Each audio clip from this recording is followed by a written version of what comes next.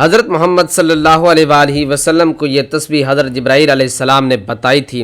اللہ یہ تسبیح پڑھنے والے کو 1000 حج و عمرے کا ثواب عطا فرماتا ہے اور اس کی تمام قضا نماز ادا تصور فرماتا ہے۔ یہ ایسی تسبیح ہے جو پہاڑ کو ریزہ ریزہ کر دے، پانی کو روک دے، آگ کو بجھا دے اور بڑے سے بڑے گناہگار کے گناہوں کو مٹا دے گی۔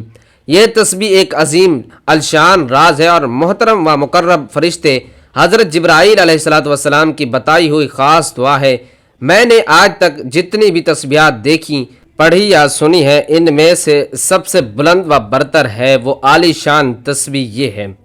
بسم اللہ الرحمن الرحیم، اللہ کے بابرکت نام سے شروع جو نہایت مہربان اور رحم فرمانے والا ہے۔ حضرت مولا علی رضی اللہ تعالیٰ عنہ فرماتے ہیں کہ جب میں تلوار کو تھامتا تو میرا دل اللہ کے نور سے روشن ہو جاتا اور تب میں یہ کلمات پڑھتا جو کلمات حضرت جبرائیل علیہ السلام نے خود آ کر آپ صلی اللہ علیہ وآلہ وسلم کو سکھائے۔ یہ کلمات زمین و آسمان کے درمیان پل باندھ دیتے ہیں اور پھر میری تلوار روشنی کی مانند لمبی ہو کر دشمن کے سینے میں اتر جاتی، جہاں میں چاہتا میرا ہر وار ٹھیک وہیں جاتا، پہاڑ میرے سامنے موم کی طرح پگھل جاتا۔ اور آپ فرماتے کہ میری تلوار صرف لوہے کی نہیں تھی بلکہ اس میں اللہ کے حکم کی بجلی دوڑتی تھی۔ دشمن میرا نام سن کر ہی لرز اٹھتے تھے، میدان جنگ میرے ضربوں سے گونجنے لگتا تھا اور میں دیکھتا کہ فتح میرے قدموں میں آ گرتی۔ اللہ نے مجھے وہ ہاتھ عطا کیے کہ جو ظلم کا ہر وار کاٹ دیتے، وہ ہاتھ دیے جو حق کا جھنڈا بلند کرتے، اور اللہ نے مجھے ایسی نظر عطا فرمائی جو آنے والے وقت کی چالوں کو بھانپ لیتی تھی۔ حضرت مولا علی رضی اللہ تعالیٰ عنہ فرماتے ہیں کہ میں جنگوں میں کامیابی میری طاقت سے نہیں بلکہ اس کامل یقین سے ملتی تھی کہ میں حق پر ہوں اور حق میری حمایت میں ہے۔ میرا ہر وار بجلی کی کڑک اور ہر قدم شیر کی گرج تھا۔ یہ کلمات وہ خزانہ ہے کہ جسے جبرائیل علیہ السلام لے کر حاضر ہوئے۔ یہ کلمات دراصل وہ راز ہے جو قیامت کے دن نجات کا ذریعہ بن جائے۔ حضرت علی رضی اللہ تعالی عنہ نے قلعہ قموس کے پاس پہنچ کر یہودیوں کو اسلام کی دعوت دی، لیکن انہوں نے اس دعوت کا جواب اینٹ پتھر اور تیر و تلوار سے دیا، اور قلعے کا رئیس اعظم مرحب خود بڑے تنتنے کے ساتھ میدان میں نکلا، سر پر یمنی زرد رنگ کا ڈھاٹا باندھے ہوئے اور اس کے اوپر پتھر کا خود پہنے ہوئے رجز کا یہ شعر پڑھتے ہوئے حملے کے لیے آگے بڑھا کہ خیبر خوب جانتا ہے کہ میں مرحب ہوں، اسلحہ پوش ہوں، بہت ہی بہادر اور تجربہ کار ہوں۔ حضرت علی رضی اللہ تعالیٰ عنہ نے اس کے جواب میں رجز کا یہ شعر پڑھا، میں وہ ہوں کہ میری ماں نے میرا نام حیدر یعنی شیر رکھا ہے، میں کچار کے شیر کی طرح ہیبت ناک ہوں۔ مرحب نے بڑے تمتراک کے ساتھ آگے بڑھ کر حضرت شیر خدا پر اپنی تلوار سے وار کیا، لیکن آپ رضی اللہ تعالیٰ عنہ نے ایسا پینترا بدلا کہ مرحب کا وار خالی گیا۔ پھر مولا علی رضی اللہ تعالیٰ عنہ نے بڑھ کر اس کے سر پر اس زور کی تلوار ماری کہ ایک ہی ضرب سے خود مغز کٹا اور ذوالفقار حیدری سر کو کاٹتی ہوئی دانتوں تک اتر آئی اور تلوار کی مار کا تڑاکا فوج تک پہنچا اور مرحب زمین پر گر کر ڈھیر ہو گیا۔ مسلم شریف میں یہ پوری داستان شجاعت موجود ہے۔ مرحب کی لاش کو زمین پر تڑپتے ہوئے دیکھ کر اس کی تمام فوج حضرت شیر خدا رضی اللہ تعالیٰ عنہ پر ٹوٹ پڑی، لیکن ذوالفقار حیدری بجلی کی طرح چمک چمک کر گرتی تھی، جس سے صفوں کی صفیں الٹ گئیں اور یہودیوں کے مایا ناز بہادر مرحب، حارث، اسیر، عمر وغیرہ کٹ گئے۔ اسی گھمسان کی جنگ میں حضرت علی رضی اللہ تعالیٰ عنہ کی ڈھال کٹ کر گر پڑی تو آپ رضی اللہ تعالیٰ عنہ نے آگے بڑھ کر قلعہ قموس کا پھاٹک اکھاڑ دیا اور کواڑ کو ڈھال بنا کر اس پر دشمنوں کی تلواریں روکتے رہے۔ یہ کواڑ اتنا بڑا اور وزنی تھا کہ بعد میں 40 آدمی اس کو نہ اٹھا سکے۔ بابلا زرکانی جنگ جاری تھی کہ حضرت علی شیر خدا رضی اللہ تعالی عنہ نے کمال شجاعت کے ساتھ لڑتے ہوئے خیبر کو فتح کر لیا، اور حضرت صادق الوعد صلی اللہ علیہ وآلہ وسلم کا فرمان صداقت کا نشان بن کر فضاؤں میں لہرنے لگا کہ کل میں اس آدمی کو جھنڈا دوں گا جس کے ہاتھ میں اللہ تعالیٰ فتح دے گا۔ وہ اللہ عز و جل اور رسول اللہ صلی اللہ علیہ وآلہ وسلم کا محب ہے اور اللہ اور اس کا رسول محبوب بھی۔ بے شک حضرت مولا کائنات رضی اللہ تعالیٰ عنہ اللہ عز و جل اور رسول اللہ صلی اللہ علیہ وآلہ وسلم کے محب ہیں اور محبوب بھی ہیں۔ بلا و شبہ اللہ تعالیٰ نے آپ رضی اللہ تعالیٰ عنہ کے ہاتھ سے خیبر کی فتح عطا فرمائی، اور قیامت تک کے لیے اللہ تعالیٰ نے آپ رضی اللہ تعالیٰ عنہ کو فاتح خیبر کے معزز لقب سے سرفراز فرما دیا، اور یہ وہ فتح عظیم ہے جس نے پورے جزیرۃ العرب میں یہودیوں کی جنگی طاقت کا جنازہ نکال دیا۔ فتح خیبر سے قبل اسلام یہودیوں اور مشرکین کے گٹھ جوڑ سے ندا کی حالت میں تھا، لیکن فتح خیبر ہونے کے بعد اسلام اس خوفناک ندا سے نکل گیا اور آگے اسلامی فتوحات کے دروازے کھل گئے۔ چنانچہ اس کے بعد ہی مکہ بھی فتح ہو گیا۔ اس لیے یہ ایک مسلمہ حقیقت ہے کہ فاتح خیبر کی ذات سے تمام اسلامی فتوحات کا سلسلہ وابستہ ہے۔ بہرحال خیبر کا قلعہ کموس 20 دن کے محاصرے اور زبردست مارکہ آرائی کے بعد فتح ہو گیا۔ ان مارکوں میں 93 یہودی واصل جہنم ہوئے اور 15 مسلمان جام شہادت سے سیراب ہوئے۔ بابا زرقانی، ذرا سوچے کہ نبی صلی اللہ علیہ وآلہ وسلم کے داماد، آپ کے دیے گئے علم سے فیض یاب ہونے والے حضرت علی رضی اللہ تعالیٰ عنہ کی شجاعت کا یہ عالم تھا، تو خود نبی مکرم صلی اللہ علیہ وآلہ وسلم کی شجاعت، بہادری اور دلیری کا عالم کیا ہوگا۔ سیدنا انس بن مالک رضی اللہ تعالیٰ عنہ فرماتے ہیں کہ اللہ کے رسول لوگوں میں سے سب سے بہترین تھے، لوگوں میں سب سے زیادہ سخی تھے اور لوگوں میں سب سے زیادہ بہادر تھے۔ ایک مرتبہ رات کے وقت مدینہ شریف میں لوگ سوئے ہوئے تھے کہ انہوں نے کچھ آوازیں سنی۔ لوگ گھبرا اٹھے، خطرہ تھا کہ کہیں مدینہ پر شب خون نہ پڑ جائے، دشمن حملہ نہ کر دے۔ لوگ باہر کی طرف جا رہے ہیں تاکہ اس آواز کے مصدر کا علم ہو سکے کہ کہیں دشمن مدینہ پر حملہ کرنے تو نہیں آگے۔ لیکن صحابہ حیرانگی کے عالم میں دیکھ رہے ہیں کہ اللہ کے رسول صلی اللہ علیہ وآلہ وسلم سیدنا ابو طلحہ کے گھوڑے پر بغیر زین ڈالے سوار مدینہ کے باہر سے تشریف لا رہے تھے۔ لوگوں کو دیکھا کہ وہ خوف زدہ دوڑے ہوئے ہیں تو آپ نے ارشاد فرمایا، اپنے گھروں کی طرف لوٹ جاؤ، دوڑنے کی کوئی بات نہیں، محمد صلی اللہ علیہ وآلہ وسلم اکیلے ہی مدینہ کی سرحدوں کی حفاظت کے لیے کافی ہیں۔ دشمن بھاگ گیا ہے، میں دور دور تک دیکھ کر آیا ہوں۔ اللہ کے رسول سیدنا ابو طلحہ کے گھوڑے کی بھی تعریف فرما رہے ہیں کہ یہ تو ہوا کی طرح بڑا تیز دوڑتا ہے۔ لوگوں میں عموماً یہ تاثر تھا کہ سیدنا ابو طلحہ کا گھوڑا بہت آہستہ چلتا ہے، مگر یہ بھی اللہ کے رسول صلی اللہ علیہ وآلہ وسلم کا معجزہ تھا کہ آپ اس گھوڑے پر سوار ہوئے تو یہ اتنا تیز دوڑتا کہ آپ اسے بحر سمندر کے لقب سے ملقب فرماتے ہیں۔ بدر کی لڑائی یوم الفرقان سے معروف ہے۔ اس روز اللہ کے رسول بھی دشمن کے مقابلے میں عملاً لڑتے ہیں۔ آپ باقاعدہ میدان میں اترے تھے۔ سیدنا علی ابن ابی طالب فرماتے ہیں کہ بدر کے روز ہم اللہ کے رسول کی پناہ لے رہے تھے، آپ دشمن کے بالکل قریب تھے۔ صحابہ کہتے ہیں کہ جب لڑائی کے شعلے بھڑک اٹھے تو اللہ کے رسول لوگوں میں سب سے زیادہ لڑائی کرنے والے تھے۔ یوں تو مکہ مکرمہ میں اللہ کے رسول کے بہت سارے دشمن تھے، مگر ان میں ابی بن خلف بدترین دشمن تھا۔ یہ وہ بدبخت تھا جس نے مکہ میں قسم کھائی تھی کہ وہ رسول اللہ کو معاذ اللہ قتل کرے گا۔ جب نبی صلی اللہ علیہ وآلہ وسلم کو ابی بن خلف کی یہ قسم پہنچی تو آپ نے ارشاد فرمایا، بلکہ انشاءاللہ میں اسے قتل کروں گا۔ غزوہ احد کے اختتام پر جب اللہ کے رسول احد پہاڑ کے دامن میں قدرے محفوظ مقام پر منتقل ہو گئے تو ابی بن خلف گھوڑا دوڑاتا ہوا آپ کی طرف آتا ہے۔ صحابہ کرام نے اسے دیکھا تو اسے روکنے کے لیے آگے بڑھے۔ اس بدقسمت کی موت اللہ کے رسول کے ہاتھوں آئی ہوئی تھی۔ یہ بڑا متکبر اور خبیث انسان تھا۔ یہ مکہ کے ایک بڑے رئیس امیہ بن خلف کا بھائی تھا جو سیدنا بلال کا آقا تھا اور غزوہ بدر میں واصل جہنم ہوا تھا۔ یہ کہہ رہا تھا کہ محمد صلی اللہ علیہ وآلہ وسلم کہاں ہیں؟ اگر وہ بچ گئے تو میں نہیں بچوں گا۔ ابی بن خلف جب اللہ کے رسول کے قریب پہنچا تو صحابہ کرام درمیان میں حائل ہو گئے۔ آپ نے ارشاد فرمایا، اسے چھوڑ دو، اس کا راستہ نہ روکو، اسے میرے قریب آنے دو۔ ابی نے اس روز اپنے جسم کو لوہے کے لباس سے چھپایا ہوا تھا۔ یہ زرہیں پہنے ہوئی تھی، صرف حلق کے قریب تھوڑی سی جگہ ننگی تھی۔ جیسے ہی اللہ کا یہ دشمن اللہ کے رسول صلی اللہ علیہ وآلہ وسلم کے قریب ہوتا ہے، آپ نے اپنے ایک صحابی سیدنا حارث سے ان کا چھوٹا سا نیزہ لیا۔ عربی زبان میں چھوٹے نیزے کو حربہ کہتے ہیں۔ آپ نے اپنے مبارک ہاتھوں میں حربہ لیا اور ابی بن خلف کی گردن کا نشانے لے کر اس کی طرف پھینک دیا۔ ابی کو بڑی معمولی سی خراش آئی، مگر یہ اللہ کے رسول کا نشانہ تھا۔ نشانہ اپنی جگہ پر بالکل صحیح لگتا ہے۔ ابی کو اس شدت کی تکلیف ہوئی کہ وہ 2-3 مرتبہ اپنے گھوڑے سے لڑکھڑاتا ہے۔ وہ بیل کی طرح ڈکارتا ہے اور آوازیں نکال رہا تھا۔ بڑی تیزی سے اپنی جان بچا کر واپس بھاگا، اپنے لشکر میں پہنچا تو اس کی حالت قابل رحم تھی، یہ چیخ اور چلا رہا تھا۔ اس کے ساتھیوں نے دیکھا اس کی گردن پر تو بہت معمولی سی خراش آئی ہے، کہنے لگے بہادر بنو، یہ تو بڑا معمولی سا زخم ہے، تو اتنے کیوں چیخ رہے ہو؟ انہوں نے اسے تسلی دینے کی کوشش کی کہ واللہ تم نے ایسے ہی دل چھوڑ دیا ہے، ورنہ تمہیں کوئی خاص چوٹ نہیں۔ ابی بن خلف اپنے ساتھیوں سے ناراض ہو رہا تھا، کہنے لگا تمہیں کیا معلوم مجھے کتنی سخت تکلیف ہو رہی ہے۔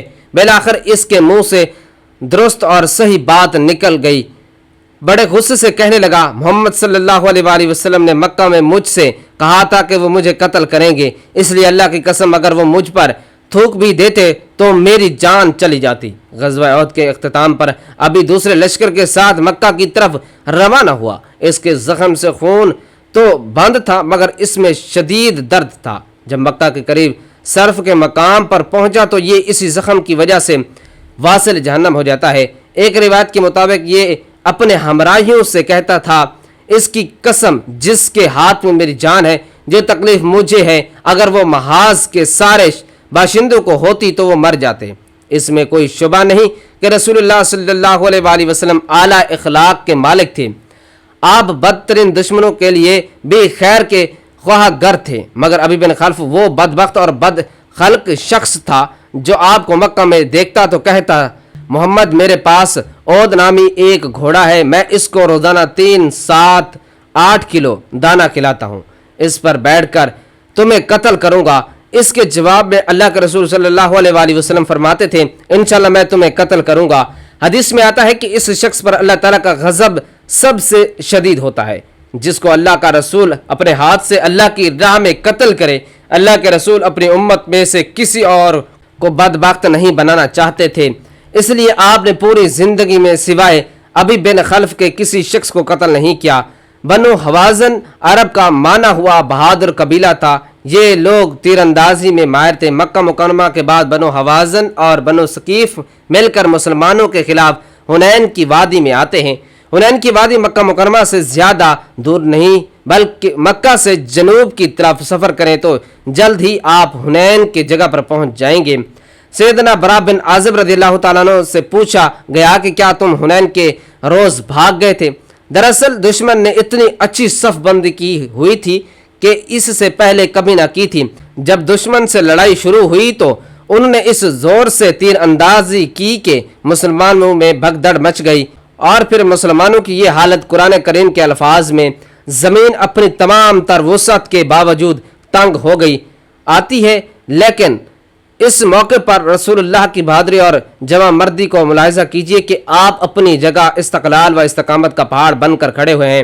آپ سفید رنگ کے خچر پر سوار ہیں۔ آپ کے چچا زاد بھائی سیدنا ابو سفیان بن حارث بن عبد المطلب بھاگ کر آگے بڑھتے ہیں اور خچر کی لگام پکڑ لیتے ہیں۔ ادھر چچا سیدنا عباس بن عبد المطلب نے رکاب تھام لی تھی کہ کہیں خچر تیزی سے آگے نہ بڑھ جائے۔ اس بھگدڑ میں بھی اللہ کے رسول کی سواری کا رخ کفار کی طرف ہے۔ آپ پیچھے ہٹنے کی بجائے آگے کی طرف بڑھ رہے ہیں، اپنے خچر کو ایڑ لگا رہے ہیں، ہاتھ میں تلوار ہے اور اونچی آواز سے رجز یہ کلمات کہہ رہے ہیں میں نبی ہوں اور اس میں کوئی جھوٹ نہیں، میں عبد المطلب کا بیٹا ہوں۔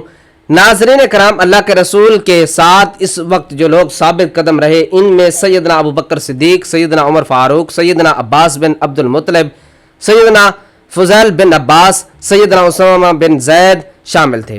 ایک نہایت بہادر خاتون ام سلیم بھی ان بہادروں میں شامل تھیں جن کے قدم ثابت رہے۔ یہی وجہ ہے کہ انہوں نے اللہ کے رسول سے عرض کی تھی کہ ان طلقاء کو قتل کر دیجئے۔ یاد رہے کہ سیدہ ام سلیم خادم رسول سیدنا انس بن مالک کی والدہ اور سیدنا ابو طلحہ کی زوجہ تھیں۔ یہ نہایت بہادر خاتون تھی۔ انہوں نے اپنی کمر میں خنجر باندھ رکھا تھا۔ جب اللہ کے رسول نے خنجر کی طرف اشارہ کر کے پوچھا خالہ اس خنجر کا کیا کرو گی، تو انہوں نے کہا کہ اگر کوئی کافر میرے نزدیک آیا تو اس کا پیٹ پھاڑوں گی۔ رسول اللہ کی بہادری اور ثابت قدمی سے بھاگنے والوں کے قدم رک جاتے ہیں۔ آپ اپنی فوج میں شجاعت اور بہادری اور ان کا مورال اس طرح بلند کرتے ہیں کہ جنگ پورے زوروں پر ہے۔ اللہ کے رسول نے نظر اٹھا کر میدان جنگ کی طرف دیکھا تو ارشاد فرمایا اب چولہا گرم ہو گیا ہے، آپ مٹی کی ایک مٹھی اٹھا کر دشمن کی طرف پھینکتے ہیں، زبان اقدس سے نکلا یہ چہرہ بگڑ جائے، یہ مٹی اس طرح پھسل گئی کہ دشمن کے ہر شخص کی آنکھ میں پڑ جاتی ہے، وہ آنکھیں ملتے رہ گئے اور فرار پر مجبور ہو جاتے ہیں۔ اس سے قبل اللہ کے رسول نے اپنے چچا سردار عباس بن عبد المطلب سے فرمایا تھا کہ بیت رضوان والوں کو آواز دو، انصار کو آواز دو۔ سیدنا عباس کی آواز اتنی بلند تھی کہ پوری وادی میں سنائی دیتی تھی۔ انہوں نے بلند آواز سے پکارا، اے جماعت انصار، اے بیت رضوان میں شامل ہونے والو، ادھر آؤ، یہ اللہ کے رسول ہیں۔ مجاہدین اللہ کے رسول کے سچے محبان کے کانوں میں جیسے ہی آواز پہنچتی ہے تو فوراً بھاگتے ہوئے آتے ہیں۔ تھوڑی دیر میں جنگ کا پانسا پلٹ جاتا ہے۔ اللہ کے رسول کی غیر معمولی شجاعت، بہادری اور ثبات قدم سے میدان مسلمانوں کے ہاتھ رہتا ہے۔ ناظرین کرام، رات کا پچھلا پہر تھا، مدینہ کی فضا پرسکون تھی اور ہر طرف خاموشی کا راج تھا، پر آسمان کا مطلع بالکل صاف تھا۔ ہوا میں ہلکی سی ٹھنڈک اور فضا میں ایک عجیب سا نور چھپا ہوا تھا۔ اپنی پوری آب و تاب سے آسمان پر چمکتے ستارے اس بات کا واضح اشارہ دے رہے تھے کہ آج کچھ غیر معمولی ہونے جا رہا ہے۔ ہمارے پیارے نبی صلی اللہ علیہ وآلہ وسلم اپنی چادر انور میں لپٹے اللہ رب العالمین کی عبادت میں مشغول تھے کہ اچانک فرشتوں کے سردار حضرت جبرائیل امین علیہ السلام حاضر خدمت ہوئے۔ چہار سو نور کی روشنی پھیل گئی، ہوائیں خوشبو سے معطر ہو گئیں۔ حضرت جبرائیل علیہ السلام کے ہمراہ تشریف لانے والے نوری فرشتے انتہائی ادب کے عالم میں دربار رسالت صلی اللہ علیہ وآلہ وسلم میں جھک گئے۔ گویا جبرائیل امین علیہ السلام خوب تیاری سے دربار رسالت صلی اللہ علیہ وآلہ وسلم میں جلوہ افروز ہوئے اور سلام ادب کے بعد نبی صلی اللہ علیہ وآلہ وسلم کے ساتھ محو گفتگو ہوئے اور فرمایا کہ اے محمد صلی اللہ علیہ وآلہ وسلم، آج میں آپ کی خدمت میں ایک ایسا راز لے کر حاضر ہوا ہوں جو قیامت کے دن بندے کو ایسا مقام و مرتبہ عطا کرے گا کہ دیکھنے والے لوگ ورطہ حیرت میں محو ہو جائیں گے۔ اس شخص کے چہرے سے نور پھوٹے گا جسے 14ویں کا چاند چمکتا ہے۔ سب کہیں گے کہ یہ کون ہے؟ اللہ کا کوئی برگزیدہ نبی ہے، کوئی خاص ولی ہے، یا پھر کوئی مقرب فرشتہ ہے؟ تب ایک فرشتہ پکارے گا کہ نہیں، ان میں سے کوئی بھی نہیں، بلکہ یہ وہ خوش نصیب شخص ہے جس نے اپنی زندگی میں صرف ایک مرتبہ یہ کلمات پڑھے تھے جو میں آج آپ کو سکھانے آیا ہوں، اور پھر وہ شخص بغیر کسی حساب و کتاب کی جنت میں داخل کر دیا جائے گا، پل صراط پر سے بجلی جیسی رفتار میں گزر جائے گا، جیسا کہ وہ کبھی گناہ گار تھا ہی نہیں، اور اگر اس کے گناہ سمندر کی جھاگ کے برابر بھی ہوں گے یا پھر درختوں کے پتوں کی تعداد میں اور بارش کے قطروں سے بھی زیادہ ہوں گے تو اللہ تعالیٰ پھر بھی اسے معاف فرما دیں گے اور اسے 1000 مقبول حج و عمرے کا ثواب عطا کر دیا جائے گا۔ حضرت جبرائیل علیہ السلام نے فرمایا کہ اگر یہ کلمات آگ پر پڑھے جائیں تو وہ فوراً بجھ جائے گی، پہاڑ پر پڑھے جائیں تو وہ ریزہ ریزہ ہو جائے گا۔ اگر کوئی شخص پیاسا ہو اور شدید ترین پیاس میں کے عالم میں یہ دعا پڑھ لے تو وہ فوراً سیراب ہو جائے گا۔ اگر کوئی شخص بھوکا ہو اور یہ دعا پڑھ لے تو رزق کا دروازہ اس پر کھل جائے گا، اور اگر کوئی شخص حافظ قرآن نہ بن سکے تو ان کلمات کے ذریعے سے اس کے حافظے میں قرآن سما جائے گا۔ سبحان اللہ۔ اور ناظرین کرام، جان لیجیے کہ وہ مبارک کلمات کون سے ہیں۔ ایک عظیم راز اور حضرت جبرائیل علیہ السلام کی بتائی ہوئی وہ دعا اور کلمات جو اللہ کو بے حد پسند ہے، وہ کلمات یہ ہیں۔ سب سے پہلے درود ابراہیمی پڑھیں، جو درود پاک ہم نماز میں پڑھتے ہیں۔ آئے ایک مرتبہ ثواب کی نیت سے میرے ساتھ بھی مل کر درود پاک پڑھ لیجئے۔ اللہم صلی علی محمد وعلی آل محمد کما صلیت علی ابراہیم وعلی آل ابراہیم انک حمید مجید۔ اللہم بارک علی محمد وعلی آل محمد کما بارکت علی ابراہیم وعلی آل ابراہیم انک حمید مجید۔ درود پاک پڑھنے کے بعد آپ یہ کلمات 100 مرتبہ پڑھیں۔ لا الہ الا اللہ وحدہ لا شریک لہ، لہ الملک ولہ الحمد وہو علی کل شیء قدیر۔ ان کلمات کی ایک تسبیح پڑھنے کے بعد 3 مرتبہ سورۃ الاخلاص پڑھیں۔ قل هو اللہ احد اللہ الصمد لم یلد ولم یولد ولم یکن لہ کفوا احد۔ 3 بار سورۃ الاخلاص پڑھنے کے بعد پھر سے درود ابراہیمی پڑھ لیں اور اللہ کے حضور دعا کے لیے ہاتھ بلند کر لیں۔ پھر پورے یقین اور ایمان اور خشوع و خضوع کے ساتھ اللہ کے حضور اپنی التجا پیش کریں۔ جو بھی دعا مانگیں گے انشاءاللہ حضرت جبرائیل علیہ الصلوۃ والسلام کے بتائے ہوئے ان کلمات کے وسیلے سے اللہ پاک کی بارگاہ میں قبول و منظور ہو جائے گی۔ اللہ تبارک و تعالیٰ میرا سنانا اور آپ کا سننا اپنی پاک بارگاہ الہی میں قبول و منظور فرمائے، آمین یا رب العالمین۔ اللہ کا ایک خوبصورت نام نیچے کمنٹس باکس میں ضرور تحریر فرما دیجئے۔ جزاکم اللہ خیرا کثیرا۔ اللہ ہم سب کا حامی و ناصر ہو۔